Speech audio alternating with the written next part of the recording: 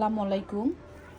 আজকে সবজি রান্না করব। শুধু যে সবজি রান্না করব তা না, পোলাও রান্না করব, গরুর গোশত রান্না করব। কারণ কালকে হচ্ছে আমরা খুব সকালে বাইরে যাব, তো বাসার থেকে খাবার রান্না করে নিয়ে যাব। যে এখানে ব্রোকলি আছে, গাজর আছে, তারপর হচ্ছে মিষ্টি কুমড়া, ঝিঙ্গা, বটবটি, আর এটা কি যাই হোক, আর সাথে হলো আলু। এগুলো দিয়ে একটা সবজি করব। আর এখানে হচ্ছে গরুর গোশত ভিজাই রাখছি, গরুর গোশতটা কাটতে হবে। তো এগুলো সব ঠিকঠাক করব। আগে সবজিটা বসাই দিব, তারপরে একটা একটা করে রান্না শুরু করব। গরুর গোশত এখানে যে স্যাঁচা হচ্ছে, গামলা নিয়ে একদম বসছি। তো এই পাটার মধ্যে এই স্যাঁচা গোশতটা তেলে ভেজে খেতে অনেক ভালো লাগে। মানে এটা ভালোভাবে একদম থেতলাইতে হবে। থেতলানোর পরে মরিচের গুঁড়া, হলুদের গুঁড়া, লবণ দিয়ে তারপরে হচ্ছে কিছুক্ষণ মানে 10 মিনিটের মতো মেরিনেট করতে হবে। মেরিনেট করার পরে তারপরে হচ্ছে এটা তৈরি করতে হবে। আর এটা কিন্তু খাইতে একদম কাবাবের মতো লাগে। দিলাম আলু দিব মানে সবজিতে, তো আলু দিলাম না, তো ফ্রোজেন করে রাখছি হচ্ছে লাউ কেটে। তো কয়েকটা লাউ এইভাবে আর একটু ছোট করে কেটে দিতে হবে। সবজি কাটা হয়েছে, ব্রোকলিগুলো বড় করেই কাটছি, নাহলে একদম নরম হয়ে যাবে। আর এখানে সম্পূর্ণ এগুলো কাটছি, এখনো ধুইনি, ধুইতে হবে। আর বটবটিটা আলাদা করে রাখছি, একটু আমি ভাপ দিয়ে নিব। বটবটি রাখছি, এখন বসাই দিব। তেলে ভাজবো, তো তেলে আর ভাজতেছি না। আমাদের যেহেতু শিক নাই, এই জন্য আমরা এই যে চপস্টিক দিয়ে তো এইভাবে আর বানাবো।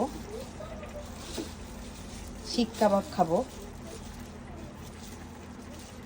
ম্যারিনেট করে ধোয়া হয়েছিল, এখন এই চপস্টিকের মধ্যেই সব কিছু আস্তে আস্তে করে গোছগুলো ঢুকাচ্ছে। আমার সবজি ধোয়া হয়েছে, পেঁয়াজ কাটা হয়েছে বলছে, এমনি পেঁয়াজটা ছিলে এমনি মাঝখানে কেটে রাখছি। আর হচ্ছে ধুয়ে রাখছি, এখন বসাই দিব। এটাই হচ্ছে লাউ আর বটবটি, এটা একটু আমি ভাপ দিয়ে নিছি, কারণ লাউটা ছিল হলো ডিপে। ভাবলাম যদি রান্না করার সময় শক্ত শক্ত লাগে, যার কারণে একটু হালকা ভাপ দিয়ে নিলাম। গ্যাসের চুলায় কাবাব তৈরি করতেছি চপস্টিক দিয়ে।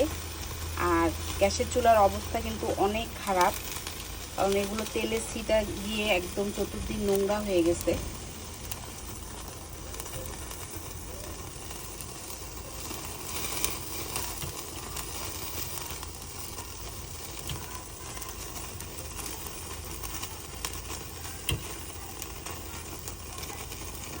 আর আমি একসাথে নুডলস খাইতেছি।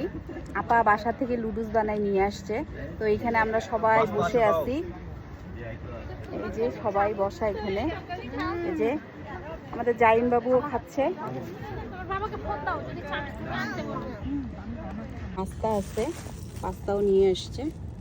তো আমরা এখানে এসে মানে বাসার থেকে হালকা নাস্তা খেয়ে আসছি। এখানে নাস্তা খাইতেছি, নাস্তা খেয়ে তারপরে হচ্ছে মসজিদের ভিতরে ঢুকবো। হচ্ছে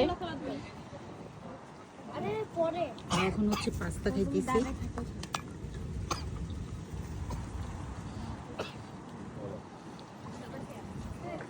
আকাশটা এখন একটু পরিষ্কার হচ্ছে।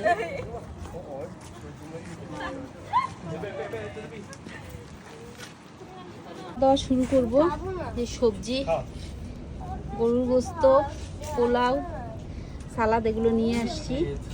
তো মসজিদ থেকে বের হয়েছি, বের হয়ে এখন খুব ক্ষুধা লাগছে, সবাই মিলে একসাথে খাওয়া দাওয়া করবো, তার জন্য খাবার রেডি করছি। আর এই পাশে হচ্ছে গাড়ি পার্কিং করছি। এখন আসছি কোরিয়ার অলিম্পিক পার্কে আসছি।